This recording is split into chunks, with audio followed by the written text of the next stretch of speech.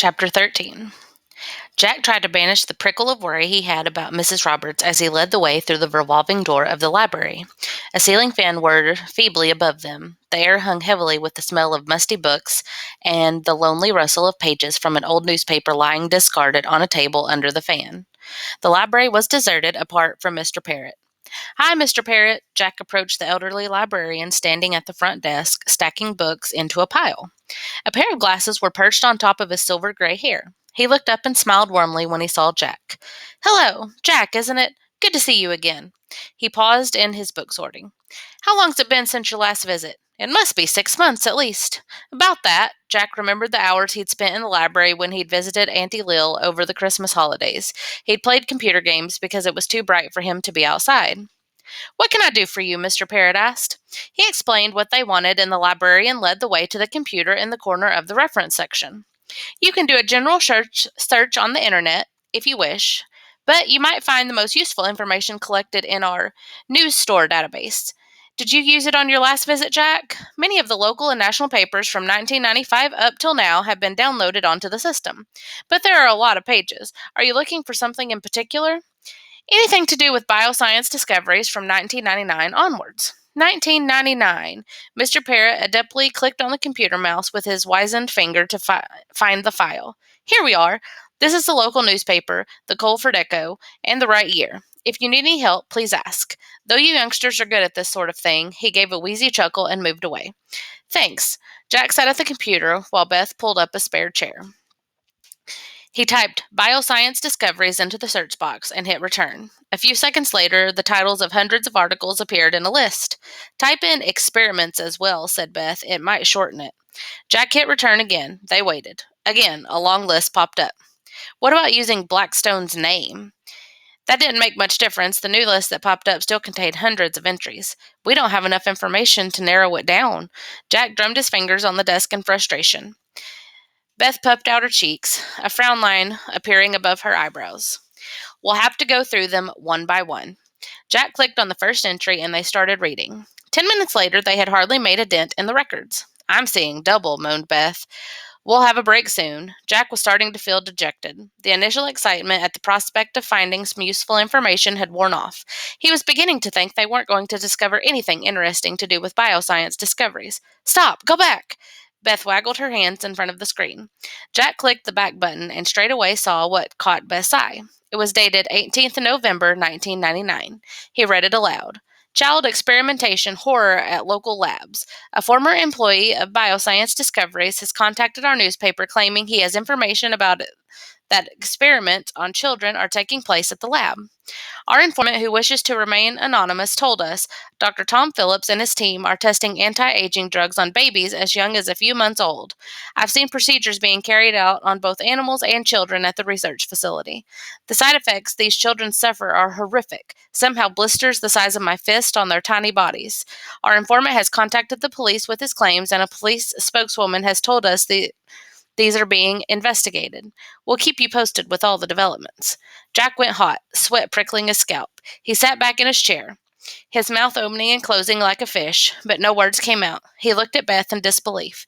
"Child experimentation!" she exclaimed. "So that's what Ted was hinting at. He must have been the newspaper's informant.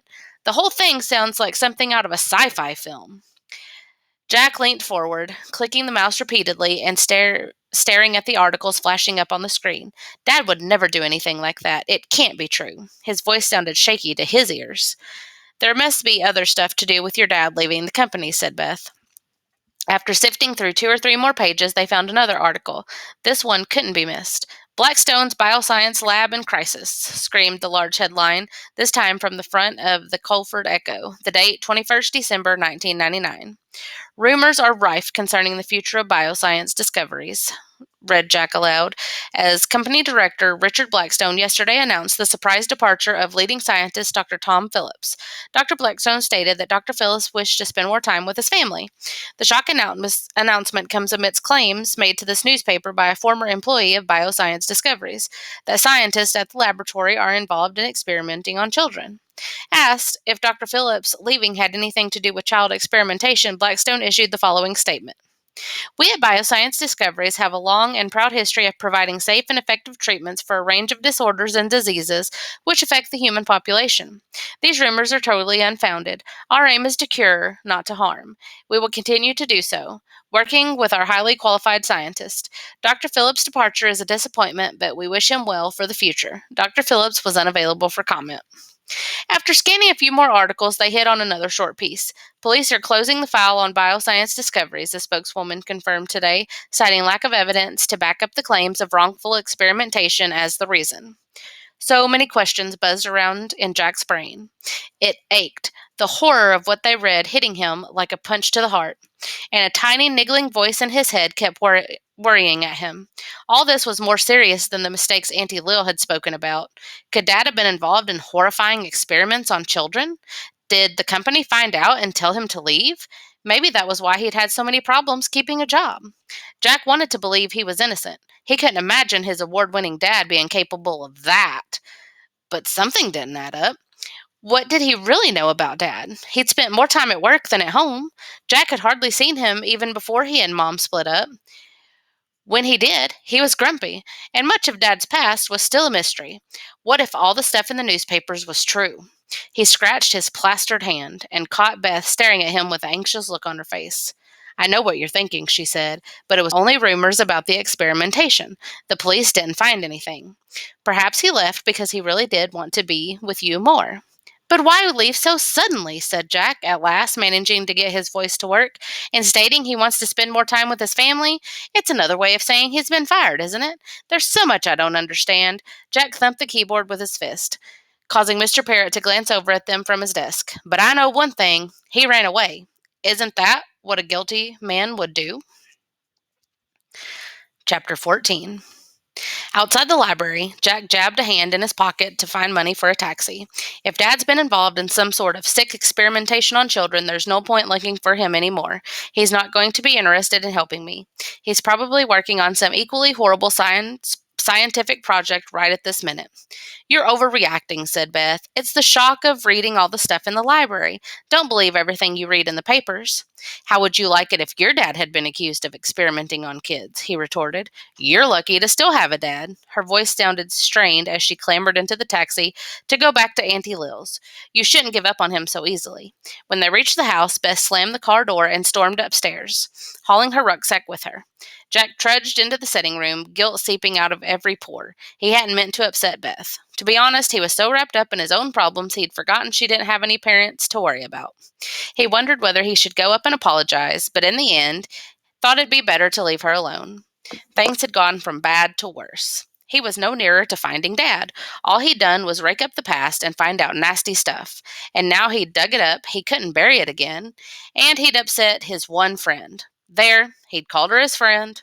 Jack realized that was exactly what she'd become. Over the last 24 hours, he had grown used to having her around and seemed to like him, or she had done until he'd upset her. He sighed and looked at his watch. 10:15. Mom would be on her break now. He picked up the phone and rang the supermarket. He expected an angry tirade from Mom, but she sounded more cheerful and weary than anything. That made him feel worse. After he'd said sorry a million times and explained he'd been going mad cooped up in the flat and he needed a break, she made him promise never to go off again without telling her. Then she calmed down and asked how he was doing now. Oh, fine. He stifled a pang of guilt. He hated lying to her, but what could he say? The bus had crashed into a dog. His skin was disintegrating, and he'd had a fight with Beth. Oh, and Dad was a mad scientist. Mom would order him home. Anxious he'd get hurt by what he'd found out. Concerned his fragile skin was getting worse. No, best to grit his teeth and say nothing. Have you seen Mrs. Roberts? He said. Even Mom would have to admit that shadowing him to a different town 140 miles away was beyond the duties of a childminder. Mrs. Roberts? Why do you ask? No reason, he said. Just thought I saw her here. She asked after you this morning as I was leaving for work. She wondered where you were. Did you tell her? Of course, said Mom in a surprised tone. She's concerned about you. Maybe she likes your company during the day. Jack took a sharp breath in. Mrs. Roberts knew he was in Colford. He did a quick calculation in his head. She could have taken the early bus and arrived in time for him to see her at the station. He remembered what Ted had said about spies and shivered. Has Dad called? He asked, deciding a change of subject would be a good idea. Sorry, Jack. No, he hasn't. Listen, love. There was a pause at the other end of the line. You know what I was telling you the other day about me and your dad? I'm going to see the solicitor tomorrow. What for? To formalize things. The separation. You said you were going to sort things out between you. Jack's voice had risen a fraction. Yes, and I am. Like I told you before, I've done a lot of thinking while he's been away. 4 months is a long time, and well, things weren't brilliant before he left. I don't think I can live with him anymore. Jack gripped the phone tightly. A lump had formed in his throat, and his eyes began to sting. He willed himself not to cry. Had she told him? He cast his mind back to the day before he had left, replaying snippets of the conversation they'd had. He couldn't remember what she'd said. The truth was, he hadn't been listening. We'll have a proper talk in a few days when I see you. I wanted to make sure you were clear. Okay. Jack, I promise we'll talk more. Yeah. He said a choked goodbye and then put the phone down. He couldn't bear to hear the concern in Mom's voice. He didn't want to listen to what she had to say. Block it out. That was the best thing to do. Concentrate on finding Dad, and then everything would be all right. He scratched his left shin. Feeling a warm stickiness beneath his hand, he peered down. A dark, damp streak had appeared on the fabric of his trousers where he'd rubbed it. His eyes widened as he stared at the stain, spreading in a vertical line down his leg, and icy goosebumps rippled along his arms. He glanced at his fingers, expecting them to be covered in blood, but there was nothing to see. He knew he should roll up his jeans and take a look, but he couldn't bring himself to do it.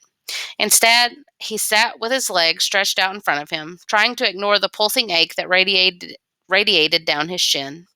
Beth came thumping down the stairs half an hour later. She strode into the sitting room, glared at him, picked up her Junior Medical Monthly magazine, and started leafing through it. The silence grew longer and more uncomfortable.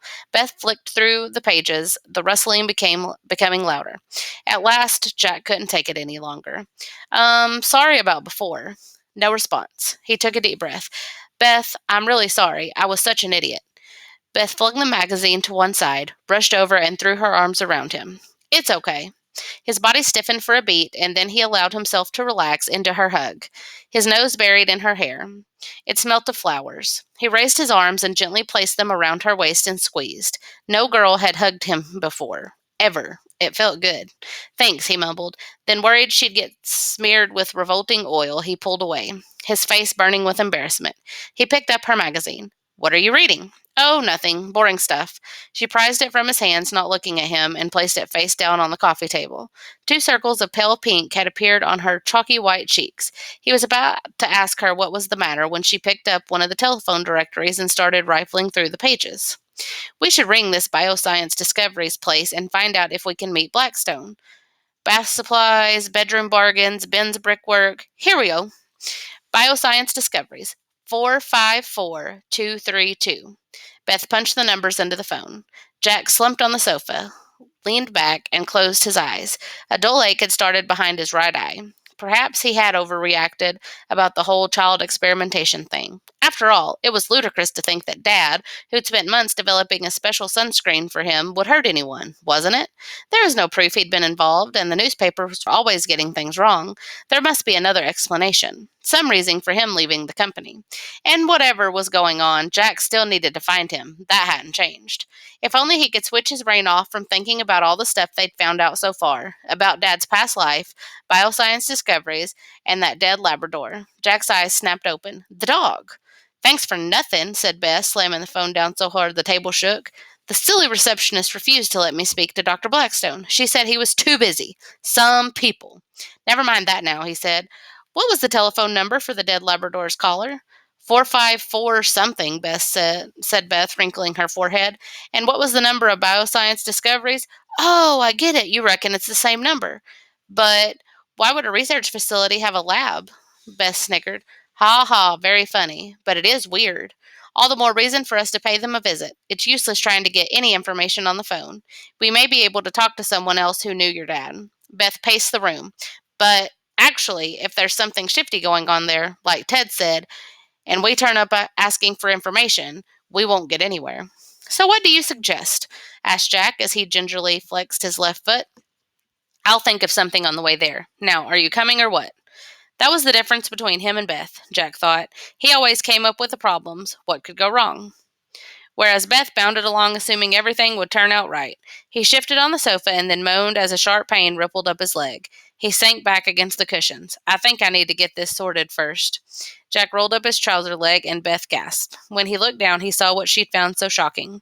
The skin below his knee had split almost right the way down the shin to his ankle. There was a thin red line of exposed flesh, with yellow pus seeping from the open wound. Jack inspected the gash, a sick sensation bubbling from the pit of his stomach. How had his skin got so bad so fast? Beth reached into her rucksack and extracted her emergency first aid kit. I'm surprised you've been able to walk. It looks disgusting. What if we don't find my dad? He said in a small voice. We'll find him, said Beth firmly, but let's deal with your leg first. Chapter 15. Jack thought it best not to tell Auntie Lil about his wound. He was convinced she'd send him home immediately, and he wasn't ready for that. So he'd asked her to drop them off in town, saying they were going to the cinema. Instead, they'd visited a chemist and bought antiseptic cream, painkillers, and a bottle of water. Standing now at the bus stop outside the library, Jack glanced at his watch. 4:30 and still hot and sunny. The bus to Bioscience Discoveries was due any minute. He made for the shade of the doorway to wait, pulling his hood further over to shield his face. He slurped water from the bottle and popped 2 tablets out of the pack. After swallowing them, he sneaked his stick of lip balm out and, turning towards the wall, furtively swiped it once over his lips. 2 girls came out of the library, sniggering and whispering to each other, cupped hands to mouths. Hunching his shoulders, he turned away swiftly, dropping the balm back into his pocket. What are you staring at, losers? Shouted Beth from the bus shelter. Her makeup had started to run, patches of pinker skin visible beneath the white. It made her look even scarier than normal. The smaller of the girls went crimson, and muttering to her companion, they marched off down the street, glancing back every now and then. Jack slouched over to where Beth stood. You didn't need to call out after those girls. I can take care of myself. Nobody said you couldn't. She stuck out a hand. Bus is coming. Still feeling put out by Beth's interference, Jack stepped onto the bus. As he delved into his pocket for some change to pay the driver, Jack felt a scrunched up paper ball in his pocket. He found a seat and fetched it out, flattening it on his knee. It was a photo. He gazed at the picture, his mind a blank. Then he remembered the thick, crumpled paper he'd plucked from the roof guttering. He'd forgotten all about shoving it in his pocket. The picture, taken on a beach, was of a girl with a curtain of long, dark, cascading hair cascading over her shoulders. It took him a few seconds to realize the girl was Beth. She was wearing shorts and a pink t-shirt. The words "Pretty Kitty" were emblazoned across the front of it, along with the image of a black cat with a pink bow around its neck. The girl sat cross-legged on a red and black checkered picnic rug, with a man and woman kneeling behind her. The man, dark hair curling over his brow, beamed into the camera. He had one arm slung casually around the neck of the fair-haired, freckly woman. She had a pink rosebud pinned in her hair. In the background was a thick blue line of sea.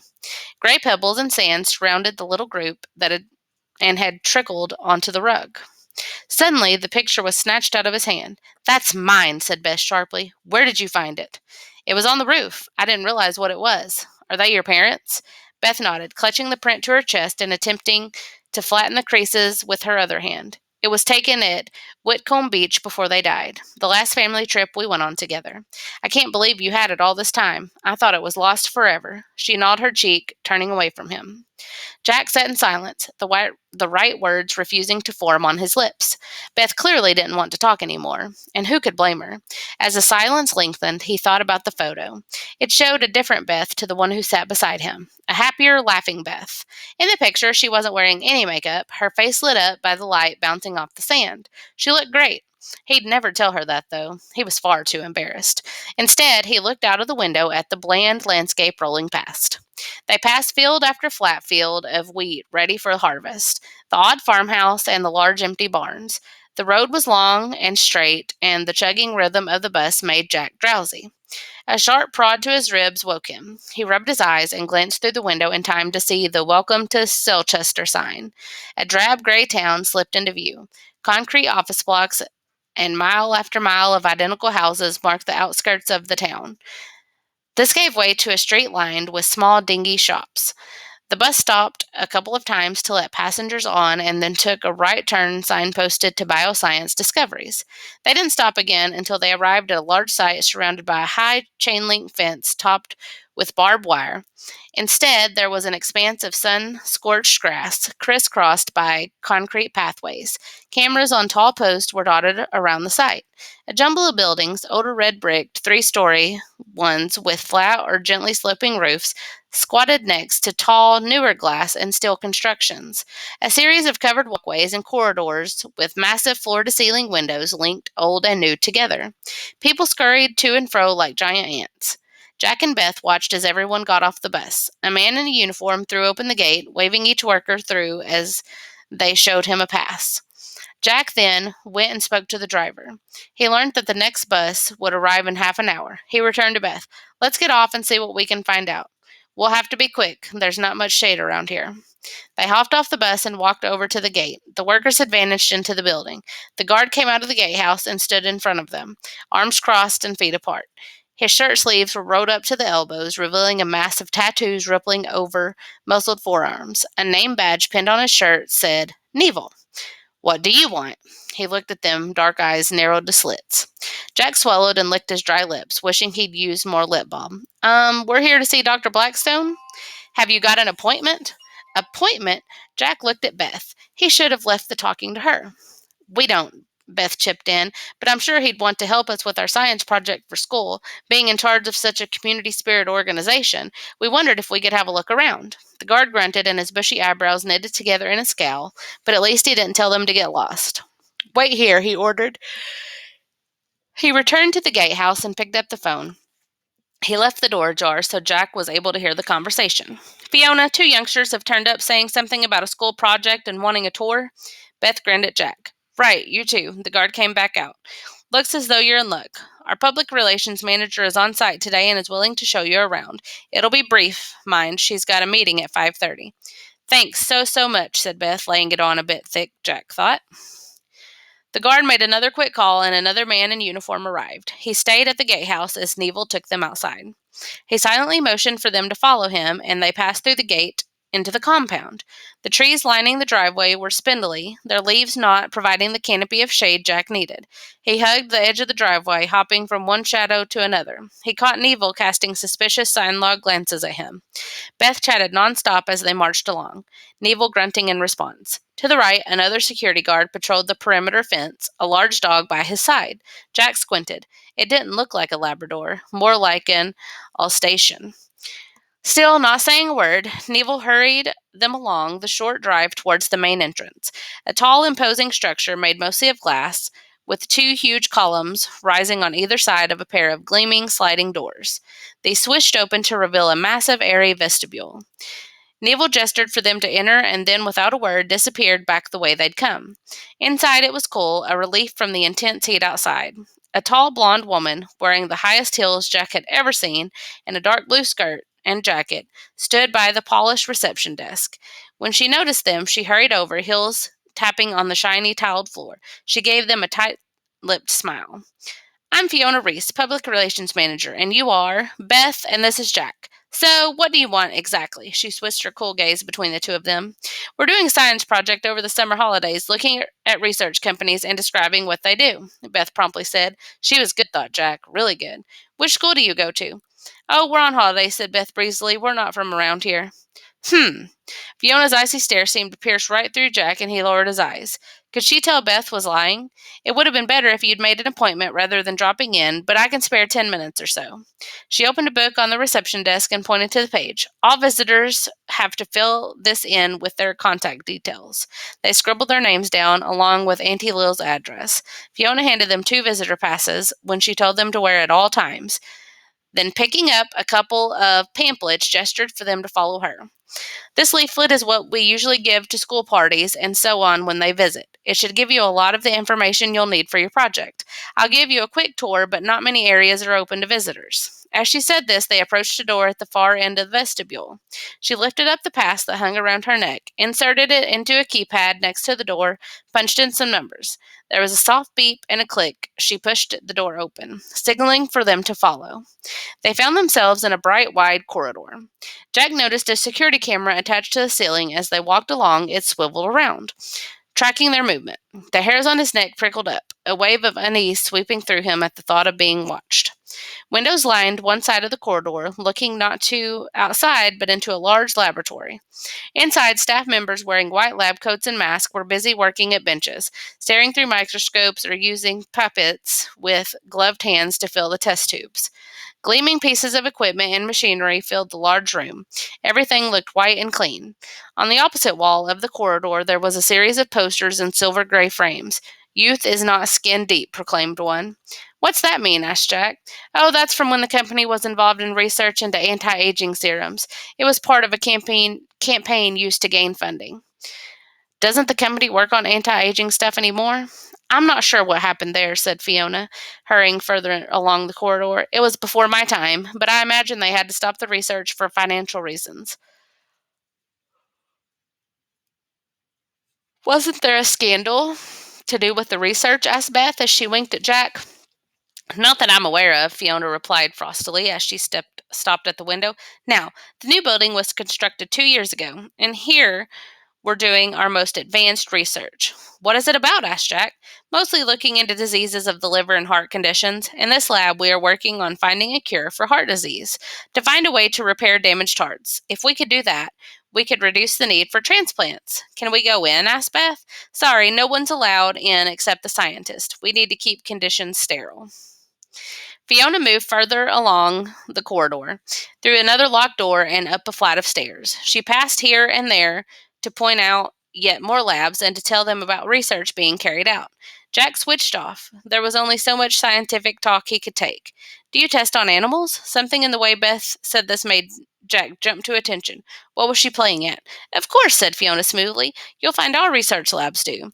But we keep it to a minimum. Not many animals are used here at all. We're not one of those big animal testing facilities. Can we see the test animals?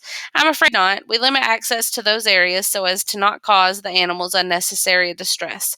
What about? Beth interrupted by a loud beeping. Excuse me. Fiona moved over to a phone mounted on the wall. Jack nudged Beth with his elbow. He knew she'd been going to ask about the child experimentation rumors. He had a feeling Fiona wouldn't have hesitated in checking them out if she had, and he didn't want that to happen. He still hadn't asked anything about Dad. Fiona stood by the wall, twisting the phone cable between her fingers. Jack and Beth exchanged glances. By the look on Fiona's face, whoever she was talking to wasn't happy. A faint whirring sound above him caused Jack to look up. Another camera. It rotated to point at him and Beth. He shivered. There was nothing dark and gloomy in this place, but it still gave him the creeps. Fiona slipped the phone back in its hook. I'm afraid I'm going to have to cut the tour short. Dr. Blackstone wants to see me. Dr. Blackstone, the director of all this? Beth squeaked, glancing quickly at Jack. Oh, I'd love to meet him. Fiona frowned. He is far too busy to see you. She started shepherding them along the corridor. The thing is, said Jack, as Beth elbowed him in the ribs and gesticulated wildly for him to say something, I need to see Dr. Blackstone about my skin. Dr. Blackstone doesn't have patients. He's a scientist. If you've got a medical problem, you need to see your own doctor. Fiona's stride didn't falter as she glanced over at him, her eyes cool and impassive. That's the problem. The doctors can't help me. Dr. Blackstone might be able to tell me where my dad is. Your dad? Yes, Dr. Tom Phillips. He used to work here. He's the only one who can help me with my photosensitivity. Fiona's pace quickened, but Jack could have sworn something changed in her face when he'd mentioned Dad's name. I thought you two wanted a tour for your school project, but now I find out you've got a different agenda. I don't know what prank you're pulling here, but I don't appreciate you wasting my time. It's not a prank, said Beth, pulling at Jack's arm. Look at this. You can see how bad his skin is. She sifted Jack's hair away from the top of his ear. And his leg's worse. A look familiar to Jack passed over Fiona's face. It was a look of disgust. He batted Beth's hand away, wishing she hadn't drawn attention to his skin. The best I can do is give Dr. Blackstone your details. If he's able to help, he'll contact you, I'm sure. Her heels clipped on the tiled floor as she sped along the white corridor, leaving the labs behind. Beth and Jack scuttled along beside her. Where does that go? Asked Beth as they whizzed past the gray door with a large red no entry sign nailed to it. It leads to the older buildings and Dr. Blackstone's private lab.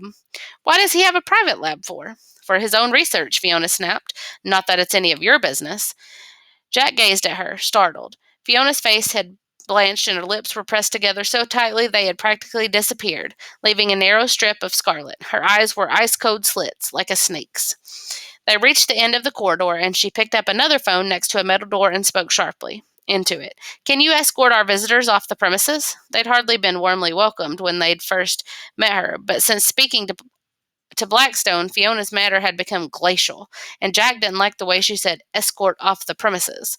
It made them sound like criminals. She replaced the phone and pushed open the door. A metal staircase led down to the ground. Neville will take Neville will take you back to the gatehouse. You can hand your passes in there. Good luck with your project, if indeed such a thing exists. As the guard approached, she ducked back through the door and it slammed shut behind her. She's in a hurry to get away, murmured Beth as they walked over to the guard. We'll ask Neville if he knew your dad. Security guards know everyone, don't they? Good idea, although he didn't like the thought of talking to Neville. His grim face, bulging forearms, and muscly frame were kind of off-putting. He hadn't exactly wanted to talk to them earlier either. Never heard of him, the guard said as they stood in the gatehouse waiting for the bus to arrive. He scrutinized Jack, a frown line appearing between his eyes. I need to find him. He used to work here 14 years ago. Neville stared at Jack. I said I've never heard of him. You need to make an appointment with Dr. Blackstone if you've got any questions with regards to former employees. I can't give out that information. The guard continued to glower at them. Jack and Beth had no choice but to shuffle away towards the bus, which had pulled up outside. He seriously looks as if he spends too long in the gym, muttered Beth. You get on that bus. I'll ask these people if they knew your dad. She scooted off, and as Jack clambered onto the bus, Beth approached the line of people leaving the building. A few of them stopped, appeared to listen, and then shrugged and moved on. Most of them darted out of her way or sloped past before she had a chance to speak to them. Eventually, Neville came out of the gatehouse and jerked his thumb at the bus. Beth climbed back on board, her mouth twisted down in a grimace. Nobody wants to talk to me. In the end, that bully Neville told me to get lost. A ripple of disappointment washed over Jack. What had they found out from their visit? Precious little. Nobody wanted to talk about Dad, and they hadn't managed to even get a glimpse of Blackstone. Blackstone will have to leave eventually, said Beth. Yes, we'll stay and wait for him. Oh, no, you won't, said Beth, fixing him with a piercing gaze. You said yourself there's not shade around here. You can't risk it. I'll hide out until he appears. Meet you at Lil's later. Jack stared back at her and then gave a resigned shrug. What choice did he have? His stupid skin made it impossible for him to stay. Beth leaped off the bus, immediately making for some small bushes near the gatehouse. The driver started his engine, ready to make the trip back to town. Jack turned to take one last look at bioscience discoveries. To his shock, he found Neville gazing straight at him. The guard picked up the phone in the gatehouse. Jack couldn't drag his eyes away. His insides twisted into a knot.